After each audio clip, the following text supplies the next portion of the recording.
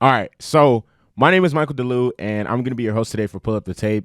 Before I get into the politics of today's show, I would like to ask that if you are viewing this video on my YouTube channel, Pull Up the Tape, do me a quick favor, hit a like. What else? Leave a comment, subscribe to my channel if you already haven't, hit the bell notification. It honestly, that shit only takes a couple seconds. There's no reason why you shouldn't. If you're watching this, there's no reason why you shouldn't do it, okay? Just press like, hit the like button. All right. It's pretty simple. It's fast and it helps me a lot. That's why I don't think a lot of people understand it. It's tremendous help. And if you're listening to this podcast via any of the platforms that I stream on, like Apple Podcasts, SoundCloud, Spotify, Google Podcasts, there's a bunch of other ones. Shout out to Anchor. Do me a favor and share this podcast with anybody you know that loves sports, specifically basketball, football, soccer, UFC. I'll talk about baseball here and there. It's not really my hot bread, or I'm not really too knowledgeable about it. But with that being said, I'm about to get into the show. I want to continuously thank everybody who supported me. It's not too many people right now, but at the same time, I'm not really too concerned because, I just started it like long term, bigger picture. All right. So with that being said, I want to get into today's first topic, and it's a serious one that I'm excited to address and talk about and get out there, because I think this is the first time I've ever discussed something like this. All right, so Jacob Blake, for those of you guys who don't, I think everybody should know who that is by now. He is a young man, African American. He was 29 years old. He's not even 30 yet. Who was shot in the back 7 times over, I believe it was on Saturday or Sunday, and unfortunately for the police department, I'm going to say unfortunately because, there's going to be a price to pay for this. He's going to sue the fuck out of that police department because, anyways. In response to that, there's been a lot of backlash and, when the NBA players decided to, play out the rest of the 2019-2020 season, which was suspended and postponed in March, a lot of the players, this was before George Floyd had died, but, George Floyd died around the time that they're announcing, okay, the bubble's going to be a thing, and, so the players reporters started asking players for their opinions and blah, blah, blah, blase, blase. And a lot of players made a point to inform the league that, they don't want basketball to be the majority. They don't want basketball to be the focal point. They want social justice, police brutality, and the Black Lives Matter movement to stay at the forefront of everyone's minds, and then to consistently be pushing that.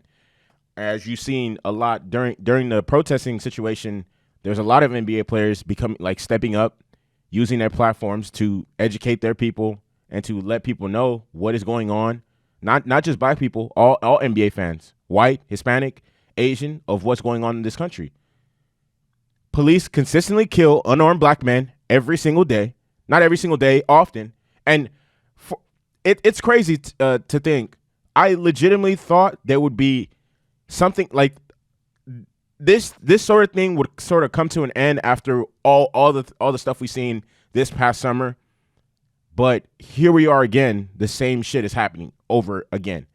And a situation where this man gets shot 7 times in the back. A man who the police weren't even there for him. Okay? This man broke up a fight between 2 young ladies. The police weren't even called for him. Like, he wasn't the aggressor or anything in the situation, but somehow he gets shot 7 times in the back. That doesn't make any sense. So since being at Disney World, players have used their media availability to bring justice to request and demand justice for Breonna Taylor, as well as George Floyd, and the countless people who have lost their lives to senseless police brutality. Okay?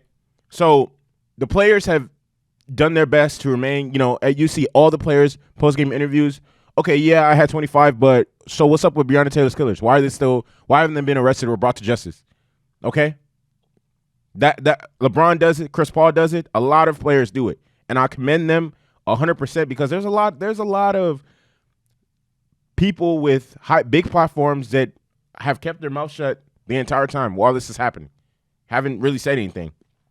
So the latest shooting, like I said, unarmed black man, Jacob Blake, who was shot 7 times in the back in Kenosha, Wisconsin on Sunday. And he has been heavily on the minds of all the people in the bubble because, I mean, this is you have some players like Kyrie Irving saying we shouldn't even be playing basketball right now. And given today's climate and given what's happening in today's society, we need to focus all our attention, all our resources. These people with big platforms who look like me, they're black, should be focused on that. So like it. And this week, LeBron said it. Chris Paul said it. So many players. Damn. Fred VanVleet. And it's gotten so bad. And it's Doc Rivers came out with a statement. Like I said, a lot of players have come out with a statement. And it's gotten so bad to the point where Raptors players, as well as Celtics players, are now in discussion to boycott the Game 1 of the Eastern Conference semifinal on Thursday, which is actually today. At the time I'm recording, it's Wednesday, so I'm not actually too sure what exactly is going to happen, but there's been repeated discussions on whether or not the Raptors and Celtics are going to play this game. And I'm not surprised because I think the Raptors, as well as Celtics, have a lot of people who've been very vocal about change and the Black Lives Matter movement, such as Jaylen Brown, Kyle Lowry, Fred VanVleet, Pascal Siakam. The Raptors as an organization, like Masai Ujiri, who was just who was just now recently being able to clear up his name over an incident that happened in 2019 at the NBA Finals when they won.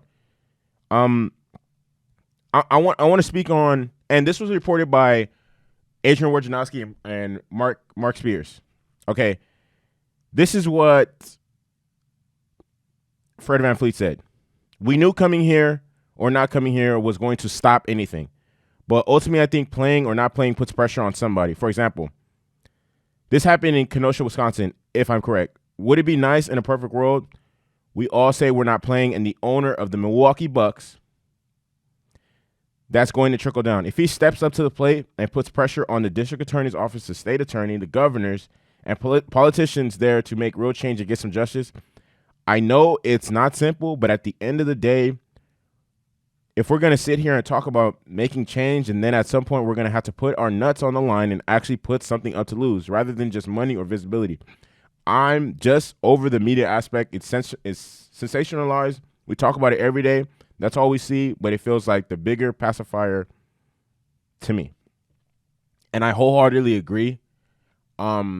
Because unless like some serious action, like, okay, for example, what Fred VanVleet suggested, if the Milwaukee Bucks, Giannis, Chris Middleton decide we're not playing anything until something happens in terms of these dudes being arrested, these dudes being brought like something needs to happen. The people who shot this man need to be held accountable. I promise you, everybody in that front office of the Milwaukee Bucks is going to do everything. And here's the thing, though. Do everything in that power to bring these dudes to justice. But here's the thing, though. Why should it have to take that? Why not, out of human decency, we see something that's wrong like that and just want to bring these people to justice? If I shoot somebody 7 times in the back, white, black, or I'm going to be held accountable. I'm going to face the judge. I'm going to face a jury. They're going to sentence me to X amount of years. Why does that change when the person is wearing a badge, a uniform, and especially when they're shooting somebody who's unarmed? That unarmed. You do not have a weapon. You do not pose a threat. Unarmed. That doesn't make sense for you to shoot 7 times in the back, and he lived. All glory and praise goes to God. The fact that he is alive, but he's paralyzed from the waist down, to no surprise, because of some senseless act of violence. Like, oh man, I will continue to, and I want to say this: I commend all these players, because at the end of the day, everything they're saying is true. They know for a fact, basketball comes second. I'm a black man. They're all black. Majority of the NBA is full of people who look like me and my homies. At the end of the day, look. Here's my last point. It's very much possible for, and Stephen A. Smith said this on First Take a couple days ago. It's very much possible for somebody like Jaylen Brown to get pulled over by the police. They don't know who he is because they don't follow basketball. And now Jaylen Brown is possibly in a situation where he's not sure whether if he makes the wrong move, and not even makes the wrong move. Even if you do everything you're told, you can get shot. Stephen A. Smith said this same thing happened to him. His daughter was in the car. He was pulled over by police. Stephen A. Smith asked the police officer why he was getting pulled over. The police officer told him to shut the fuck up. Was incredibly aggressive towards him, which, I mean, I think every black man in this country can attest to, that there's been situations where police officers have been overly aggressive. I've been in that situation before.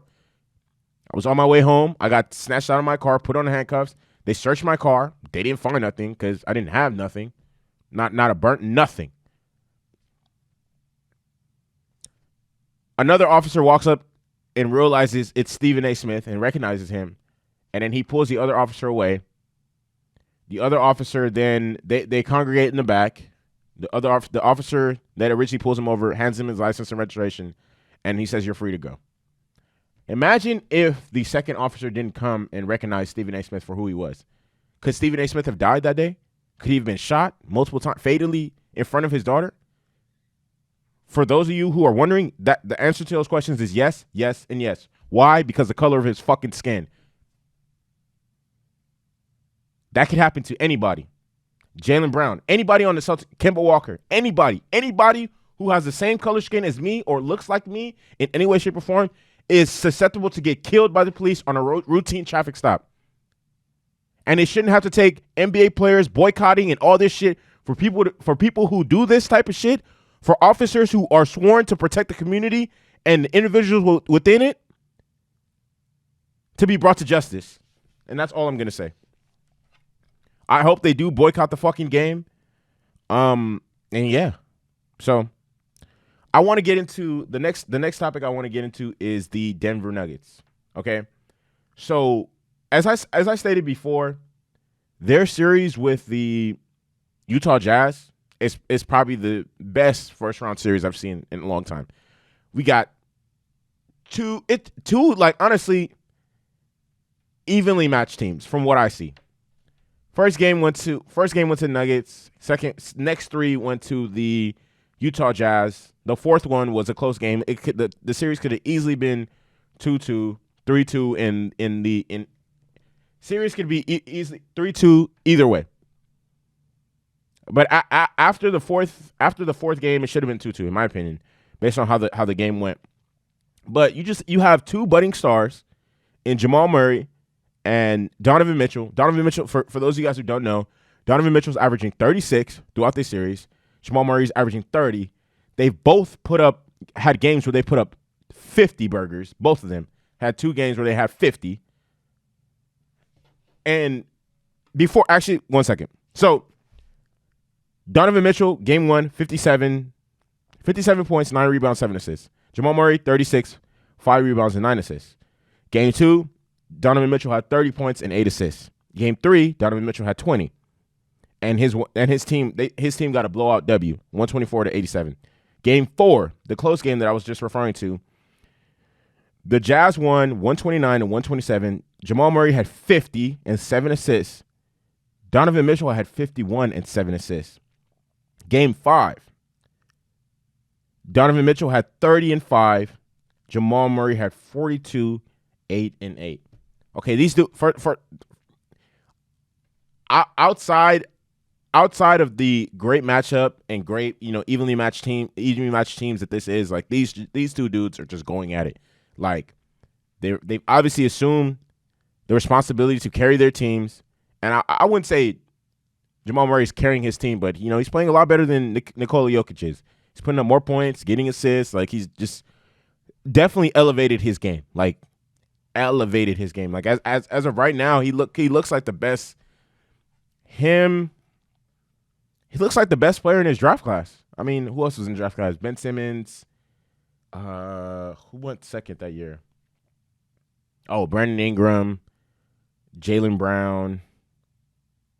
Yeah, he looks like the best dude in his class. And then also with Donovan Mitchell, I mean, him and Jason Tatum obviously are the best dudes from their draft. But I want to see this go to Game 7. So I'm hoping that later today the Nuggets get a W because I don't think the Nuggets should have ever fell down 3-1. And honestly, I'm gonna say this: if the Nuggets win Game 6, I see them winning the series, and I want them to actually win the series. Like this is this is like I said before. This is like I picked all the teams that I thought would win each series, but this was the only series that I low key kind of had an inkling that it can go either way. But I do want the Nuggets to win. And the reason why I said that is because Game 4 was so close. It was came down to one possession to where this series could easily be 2-2, 3-2 in the Nuggets' favor because they just won Game 5. So just has me a little,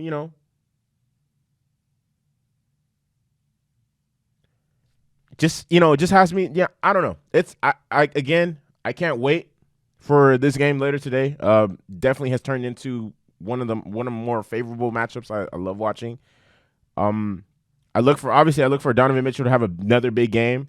Like the fact that he's like this dude has put up multiple 50 point games in one series. And he's definitely the leading scorer in the playoffs as of right now. He's just shining.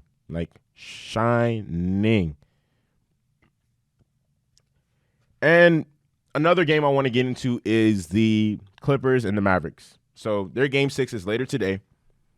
And the Clippers won Game 5, 154-111. Paul George had 32 points. Kawhi Leonard had 35. And Luka had 22.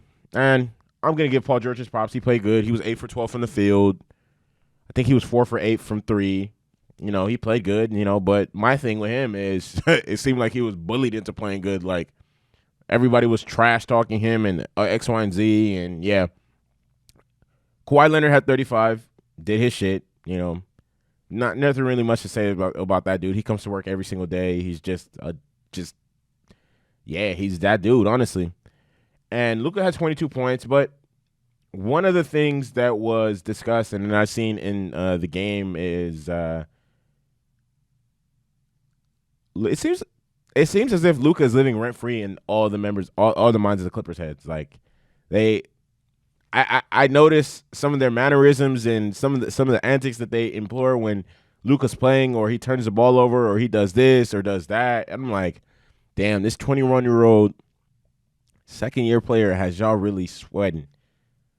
Like, and I'm gonna honestly say this. Like, I don't know if the Mavericks would have won the series if they had Porzingis, but damn, like, it really sucks that he's not there. I feel he is a matchup problem. He brings a lot to the table, and I think the Clippers are very lucky that they didn't have to deal with that for a good amount of the series. He's missed the past 2 games. He's only played. I think he played 2 games. He played 2 games, missed the last 2, and was suspended. Not suspended, was ejected in the first game. So, I'm hoping that Luka pulls out some magic later today, and the Mavericks are able to push it to 7. Who knows what could happen if they do that? And the last thing I want to get into, not the last thing, aside from this that I want to get into is Nate McMillan. So Nate McMillan was fired yesterday by the Indiana Pacers. And the crazy thing about this is this comes off the heels of him getting a 1-year contract extension on August 12th. So about 2 weeks ago, he gets a 1-year contract extension to remain with the team. Here's the thing, though. He made the playoffs all 4 seasons as the coach of the Pacers. So we know he's a good coach and, he's of a certain pedigree. You know what I mean? It's not easy to make the playoffs, especially 4 years in a row, especially when you don't really have any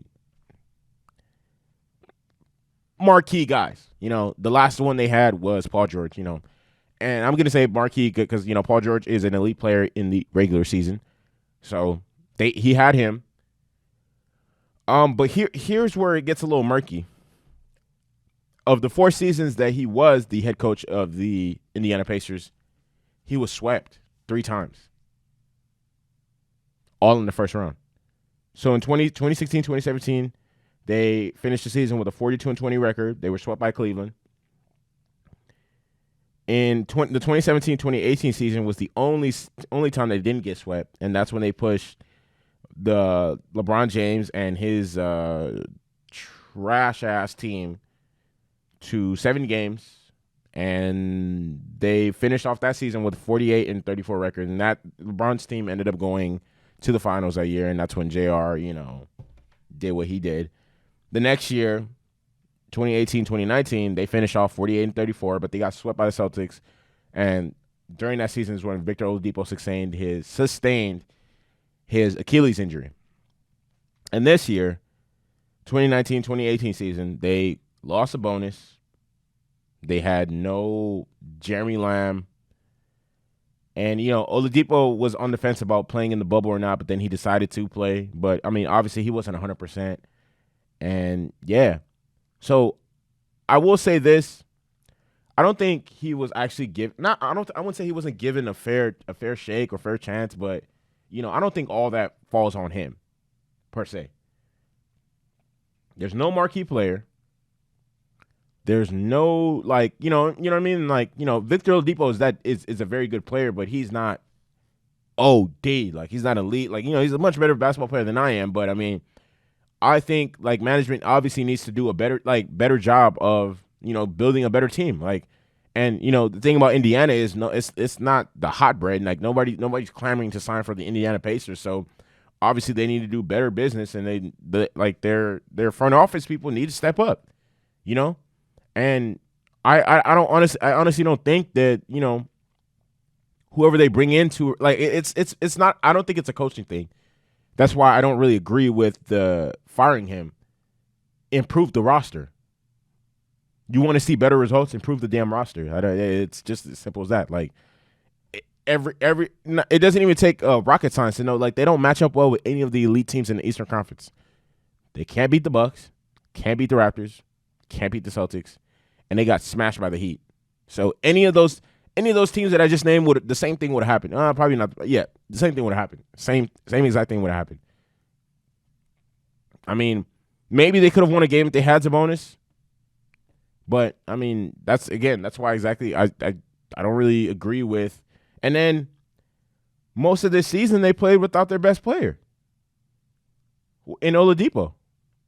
The regular season. So I don't know. Again, like I said, I don't agree with the firing.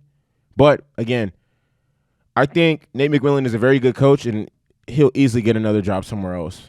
I don't see it being an issue. But like I said, if he has to go, I think some of the people in the front office has to go too. Because it's not like they built the best team or built a competitive team or anything like that. So I think it's a little weird that he gets to play. But that's just the nature of the NBA and how it goes. If you're not winning, and apparently if you're not winning, then I guess that falls on the head coach. But if we're really being realistic, it's not like all these GMs do a good job of their job anyways. Because, if we're firing people for not doing their job or not doing it at a high level, a lot of these dudes in certain positions would not have a job. But, hey, nobody wants to talk about that. And to my last topic of today, all right? So my team, I'm really excited about this because it just shows that we're addressing what we need to address. Yesterday, it was announced that Ben Chilwell is officially signed with Chelsea FC. Okay, so he made the $50 million pound transfer from Leicester City to Chelsea. And this move was a no-brainer. He had been linked to Chelsea for the past couple of months, and they've recognized him as somebody that they want to bring in to implement change into their defensive line, as I think Chelsea gave up the most number of goals within the top 4, a lot. Like I was saying earlier in some of these episodes, Chelsea needs to get back to the days where they're defending at a very high level.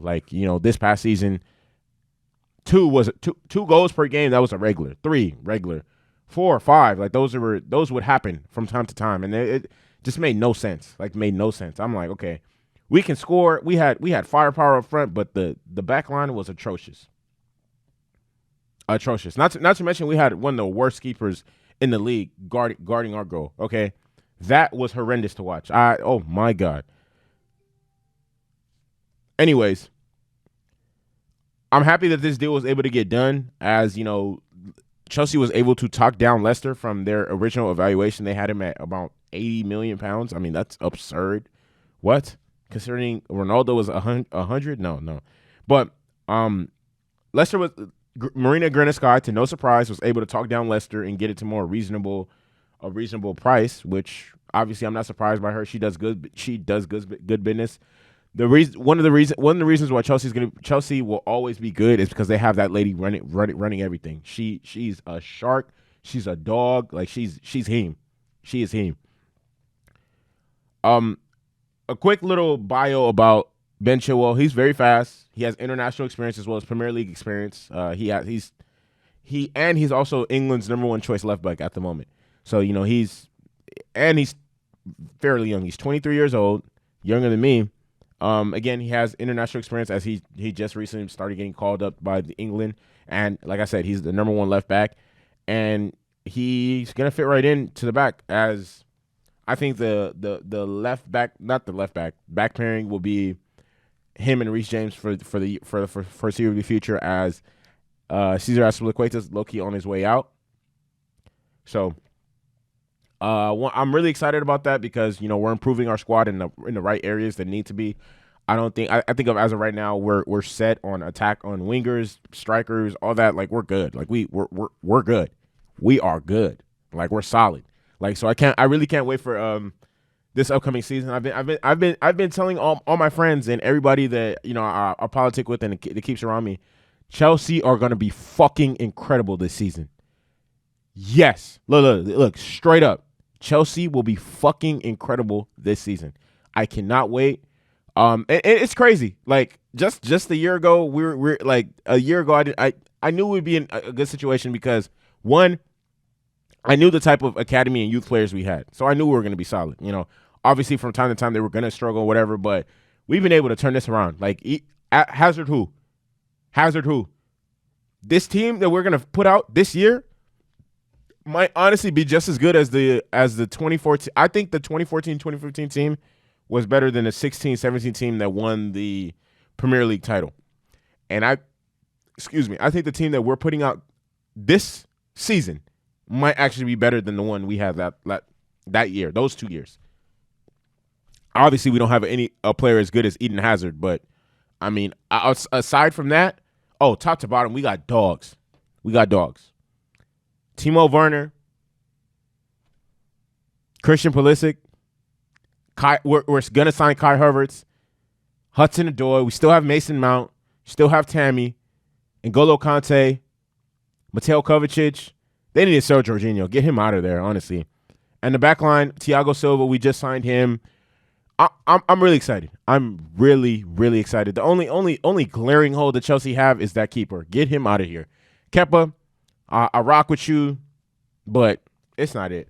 So with that being said, I want to thank everybody for listening, for tuning in, for watching, for listening. Again, like, you know, here's the thing. Here's the thing about when you're starting something and you want to see it grow, whether it's a brand, a show, music, a clothing brand, a marketing agency, a wedding planning business. You have to continue to look long term. You can't get wrapped up in the beginning, in the short term, where okay, you're not getting the most customers, you're not getting the most support. Fuck that. If you're doing what you love, keep doing that shit. Don't let numbers or any. If you're doing what you love and you work towards it every single day, you wake up every day. Okay, what can I do better? How can I get better? Like, what do I need to implement? If you wake up with that mindset every single day, you're gonna get to where you're trying to go. It might take 1 year, it might take 2 years, it might take 3 years, it might take 4. Stay in your fucking lane. It's gonna happen though.